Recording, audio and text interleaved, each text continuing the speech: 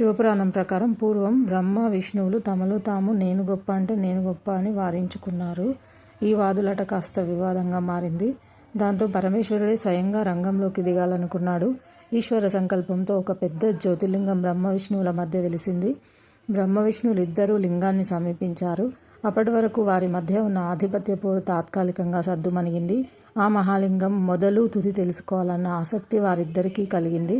బ్రహ్మ హంసారూపం ధరించి లింగ అగ్రభాగాన్ని చూడడానికి, విష్ణు వరాహ రూపంలో ఆదిని కనుక్కోవడానికి బయలుదేరాడు. బ్రహ్మకు ఎంతకు లింగం అగ్రభాగం కానీ మొదలు కానీ కనిపించలేదు. ఇంతలో లింగం పక్క నుంచి ఒక కేతక పుష్పం అంటే మొగలి పువ్వు జారి కిందకు రావడం చూసి బ్రహ్మ దాన్ని అపితనకు బ్రహ్మకు విష్ణువుకు నడుమ జరిగిన వాదాన్ని వివరించి సహాయం చేయమని అడిగాడు. ఆవు కనబడితే అదేవిధంగా చెప్పి ఆ లింగ అగ్రభాగాన్ని చూసినట్లుగా విష్ణువుతో చెప్పేటప్పుడు అది నిజమేనని సాక్ష్యం ఇమ్మని ప్రాధేయపడ్డాడు. సాక్షాత్తు సృష్టికర్తయే తనని బ్రతిమాలేసరికి కాదనలేక సరేనంటాను. రెండూ కిందకి దిగి వచ్చేసరికి విష్ణు తాను ఆ లింగం మొదలు చూడకలేకపోయాను అని ఒప్పుకున్నాడు. బ్రహ్మ తాను లింగ అగ్రభాగాన్ని చూశానని కావాలంటే ఆవును మొగలి పువ్వును అడగమని చెప్పాడు. నిజమే అంది మొగలి పువ్వు. బ్రహ్మదేవుడి మాటను కాదనలేక ఆయన అంగం అగ్రభాగాన్ని చూశాడని ఆవు తలతో చెప్తుంది. కానీ అసత్యం చెప్పడానికి ఇష్టం లేక తోకతో చూడలేదని చెప్తుంది. బ్రహ్మదేవుడి అసత్య ప్రచారాన్ని చూడలేక ఈశ్వరుడు ప్రత్యక్షమయ్యాడు. బ్రహ్మదేవుడు అబద్ధం చెప్పిన కారణంగా భూలోకంలో ఎచ్చటా పూజలు అందుకోవడానికి అర్హత లేకుండా శాపం ఇచ్చాడు. విష్ణువుకు ప్రజలు నిరంతరం కొలిచేటట్లు వరమొసగాడు. శివుడు ఏర్పరిచిన జ్యోతిర్లింగం అనంతమైంది. దాని నుండి వెలువడిన కిరణాలు పడిన ప్రదేశాలు 12 జ్యోతిర్లింగాలు అయ్యాయి. సాధారణంగా జ్యోతిర్లింగాలు 64, కానీ వాటిలో 12 మాత్రం అత్యంత ప్రసిద్ధమైనవిగా భావింపబడతాయి. ఈ 12 జ్యోతిర్లింగాల్లో ప్రతిదీ అచ్చట గల ప్రధాన దైవం పేరుతోనే ఉంటాయి. ప్రతిదీ ప్రత్యేకతను సంతరించుకుంటాయి. ఈ జ్యోతిర్లింగాలన్నింటిలో ప్రధాన దైవం లింగము. ఇది అనంతమైన జ్యోతిర్లింగ స్తంభంగా భావింపబడుతుంది. ఇది అనంతమైన శివతత్వానికి నిదర్శనం. ఈ జ్యోతిర్లింగాలు గుజరాత్లోని సోమనాథుడు, శ్రీశైలంలోని మల్లికార్జునుడు, ఉజ్జయిన్లోని మహాకాళేశ్వరుడు, మధ్యప్రదేశ్లోని ఓంకారేశ్వరుడు, హిమాలయాల్లోని కేదార్నాథుడు, మహారాష్ట్రలోని భీమశంకరుడు, వారణాసిలోని కాశీ విశ్వనాథుడు, మహారాష్ట్రలోని త్రయంబకేశ్వరుడు, టియోనగర్లోని వైద్యనాథుడు, ద్వారకలోని నాగేశ్వరుడు, తమిళనాడులోని రామేశ్వరుడు, ఔరంగాబాద్లోని కృష్ణేశ్వరుడు. ఈరోజు మనం రోజుకొక జ్యోతిర్లింగం యొక్క యాత్ర, దాని యొక్క ప్రాముఖ్యత, అక్కడికి వెళ్ళడానికి రూటు, ఇవన్నీ చర్చించుకుందాం. ఈరోజు 3వ జ్యోతిర్లింగం ఉజ్జయిన్యాం మహాంకాళి, మధ్యప్రదేశ్లో ఉన్నటువంటి మహాకాళేశ్వరుడి గురించి తెలుసుకుందాం. మహాకాళేశ్వర ఆలయానికి సంబంధించిన ముఖ్య విషయాలు. ఇది మధ్యప్రదేశ్ రాష్ట్రంలోని ఉజ్జయిన్లో ఉంది. దీని ప్రాముఖ్యత 12 జ్యోతిర్లింగాల్లో ఒకటి, స్వయంభూగా వెలిసింది. చరిత్ర: బ్రహ్మ స్థాపించారని చంద్రప్రద్యోత రాజు కాలం నాటి ప్రస్తావనలు ఉన్నాయని పురాణాలు చెబుతున్నాయి. ప్రత్యేకత: కుంభమేళాకు ప్రసిద్ధి. మహాకాళి ఆలయం కూడా ఇక్కడ ఉంటుంది. మహాకాళేశ్వర జ్యోతిర్లింగం హిందూ మత ప్రసిద్ధ శైవ క్షేత్రం. ఇది 12 జ్యోతిర్లింగాల్లో ఒకటి. ఇది మధ్యప్రదేశ్ రాష్ట్రంలోని ఉజ్జయిని నగరంలో ఉంది. ఈ దేవాలయం రుద్రసాగరం సరస్సు సమీపాన ఉంది. దేవాలయంలో విశేషమైన శివలింగాన్ని స్వయంభూగా భావిస్తారు. ఈ క్షేత్రంలో ఇతర చిత్రాలు లింగాల వలె కాకుండా మంత్రశక్తితో ఏర్పడిన శివలింగంగా భావిస్తారు. ఈ దేవాలయంలోని మహాకాళేశ్వరుని విగ్రహాన్ని దక్షిణామూర్తి అని కూడా అంటారు. అనగా ఈ విగ్రహం ముఖం దక్షిణం వైపు ఉంటుంది. ఈ ఏకైక లక్షణం ఈ దేవాలయం తాంత్రిక శివనేత్రం యొక్క సంప్రదాయాన్ని సమర్థించే విధంగా ఉంది. ఇది 12 జ్యోతిర్లింగాల్లో కంటే ప్రత్యేకంగా ఉంటుంది.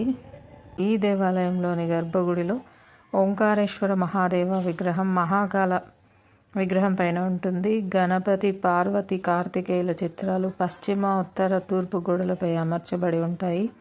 దక్షిణ భాగంలో నంది చిత్రం ఉంటుంది. ఇది మహాదేవుని యొక్క వాహనం. 3వ అంతస్తులో గల నాగచంద్రేశ్వర విగ్రహం నాగపంచమి రోజున మాత్రమే దర్శనం కోసం తెరుస్తారు. ఈ దేవాలయం 5 అంతస్తుల్లో ఉంటుంది. దానిలో ఒకటి భూ అంతర్భాగం. ఈ దేవాలయం సరస్సు సమీపంలో భారీ గోడలతో కూడుకొని ఉన్న విశాలమైన ప్రాంగణం కలిగి ఉన్నది. శిఖరం లేదా గోపురం శిల్పాలతో సొగసుగా అలంకరించబడి ఉంటుంది. ఇత్తడి దీపాలు గర్భగుడిలోనికి పోయే మార్గానికి వెలుగునిస్తాయి. దేవుని ప్రసాదం ఇతర ఆలయాల వలె కాకుండా దేవునికి సమర్పించినది దేవతలకు తిరిగి సమర్పించవద్దన్నది నమ్మకం. ఉజ్జయినిలో శివలింగాలు 3 అంతస్తులుగా ఉంటాయి. అన్నిటికన్నా కింద ఉండేది మహాకాల లింగం, మధ్యలో ఉండేది ఓంకార లింగం, ఆ పైన ఉండేది నాగేంద్ర స్వరూపమైన లింగం. ఉజ్జయినిలో ఒక చిత్రం ఉంది. సంవత్సరానికి ఒకసారి వర్షాకాలానికి ముందర పర్జన్యానుష్ఠానం అని ఒక అనుష్ఠానం చేస్తారు. ఇది పూర్తి అవగానే ఆకాశంలో నల్లటి మబ్బులు పట్టి వర్షం కురుస్తుంది. ఇప్పటికీ ఉజ్జయినిలో ఈ తంతు కొనసాగుతుంది. ఉజ్జయినిలో మహాకాళేశ్వరుడు వెలిసిన ప్రాంతం కిందనే శంఖు యంత్రం అని చాలా ఆశ్చర్యకరమైన యంత్రం ఉందని పెద్దలు నమ్ముతారు. ఈశ్వరార్చనలో శంఖాన్ని ఊదుతారు. మహాకాళేశ్వర లింగం కింద శంఖు యంత్రం ఉంది. అందుకని మహాకాళేశ్వరుడి దగ్గరికి వెళ్ళి దర్శనం చేసుకున్నవాడు ఎటువంటి విజయాన్నైనా పొందుతాడు. ఈ ప్రాంగణంలో పార్వతి, వినాయకుడు, కార్తికేయుడు, సాక్షి గోపాలుడు, శనీశ్వరుడితో పాటు అనేక శివలింగాలు భక్తులకు దర్శనమిస్తాయి. మహాకాళ మందిర శోభ సంధ్యా సమయంలో అత్యంత మనోహరమై భాసిల్లుతుంది. సృష్టి ప్రారంభంలో బ్రహ్మ శివుణ్ణి ఇక్కడ మహాకాలుడుగా కొలువై ఉండమని ప్రార్థించాడని, ఆ బ్రహ్మ అభీష్టం మేరకు శివుడు ఇక్కడ కొలువై ఈ మందిరానికి అంతటి శోభనిస్తున్నాడని పురాణ కథలు వినిపిస్తాయి. భస్మ మందిరం ఎన్నో వేల సంవత్సరాల నుంచి ఉజ్జయినిలో ఉన్నటువంటి అంతరాలయంలో 2 జ్యోతులు వెలుగుతుంటాయి. ఆ 2 జ్యోతులను అఖండ దీపాలని పిలుస్తారు. ఉజ్జయిని దేవాలయంలో ఒక చిత్రమైన మందిరం ఉంది. దాన్ని భస్మ మందిరం అని పిలుస్తారు. అక్కడ ఆవు పేడతో విభూతిని తయారు చేస్తారు. భస్మ మందిరంలోకి ఆవుల్ని తీసుకొచ్చి వాటి పేడను ఎంతవరకు కాలిస్తే అది చక్కటి విభూతిగా మారుతుందో అటువంటి విభూతిగా మార్చి ఆవు విభూతితో స్వామివారికి అభిషేకం చేస్తారు. ఉజ్జయినిలో చేసేటటువంటి విభూతి అభిషేకం 2 రకాలుగా ఉంటుంది. తెల్లని పలుచని బట్టలో మెత్తటి విభూతిని పోసేసి మూట కట్టేస్తారు. ఆ మూటను శివలింగం పైన పట్టుకుంటారు. మరో మూటతో దాన్ని కొడతారు. అలా కొట్టినప్పుడు ఒక శివలింగం ఉన్న చోటే కాదు, మొత్తం అంతరాలయం అంతా భస్మంతో నిండిపోతుంది. అలా నిండిపోతున్నప్పుడు శంఖాలు, భేరీలు, పెద్ద పెద్ద మృదంగాలను కూడా మోగిస్తారు. అప్పుడు అక్కడ మీరు ఒక అలౌకికమైన స్థితికి వెళ్ళిపోయినటువంటి అనుభూతిని పొందుతారు. 2వ రకం అభిషేకంలో పురుషుల్ని సాంప్రదాయక దుస్తులతో తెల్లవారుజామున దేవాలయంలోకి పంపిస్తారు. అప్పుడే శ్మశానంలో కాలిన శవం తాలూకు భస్మాన్ని అర్చకులు పట్టుకొని వచ్చి ఇస్తారు. ఆ భస్మ పాత్రను అందరికీ ఇస్తారు. చుట్టూ కూర్చొని ఆ శవ భస్మంతో స్వామికి అభిషేకం చేస్తారు. స్వామివారికి ఇక్కడ జరిగే భస్మహారతి కైలాసనాథుని దర్శనం అయినంతటి ఆనందాన్ని ఇస్తుందంటారు భక్తులు. బ్రహ్మ సైతం ఈ భస్మ పూజ చేశాడని, ఆ కారణంగానే ఈ క్షేత్రాన్ని మహాశ్మశానం అని పిలవడం జరుగుతుందని చెప్పే పురాణ కథలు ఉన్నాయి. ఈ స్వామి దర్శనం అకాల మృత్యు నుంచి రక్షిస్తుంది. 12 సంవత్సరాలకు ఒకసారి ఈ క్షేత్రంలో కుంభమేళా జరుగుతుంది. అత్యంత ఘనంగా జరిగే ఈ కుంభమేళాలో లక్షలాది మంది భక్తులు పాల్గొంటారు. ఈ క్షేత్రాన్ని మరణించిన వారికి పునర్జన్మ ఉండదని ప్రతీతి. శ్రీ ఉజ్జయిని మహాకాళేశ్వర స్వామి వారికి భస్మహారతి రోజు ఉదయం 4 గంటలకు తప్పనిసరి ఆచారంగా త్రయంబకేశ్వరునికి సమర్పిస్తారు. ఈ పూజ 2 గంటల పాటు ఆవు పేడ పిడకలు ఉపయోగించి నిర్వహిస్తారు. ఆరతి సమయంలో మంత్రాలు జపించడం, గంభీరమైన ధ్వనులు చేయడం వల్ల గర్భగుడి శక్తివంతమైన ప్రకంపనలతో మార్మోగుతుంది.